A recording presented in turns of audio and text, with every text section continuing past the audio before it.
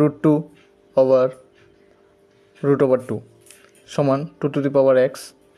একে x সমান watt, x সমান কি সেটার মান যদি পারেন 5 সেকেন্ডে শেষ করুন, আর না পারলে দেখুন √2 × √2 2⁻x। রুটের মানের জন্য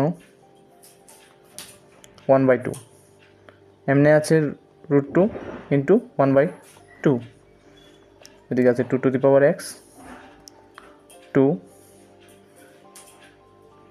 √2, এই 2টাকে √2 × √2 লেখা যায় সমান 2⁻x। এই √2 কেটে গেল, থাকলো উপরে 1 নিচে √2 সমান 2⁻x। বেস সেম চলে যাবে, তাহলে x সমান 1/√2।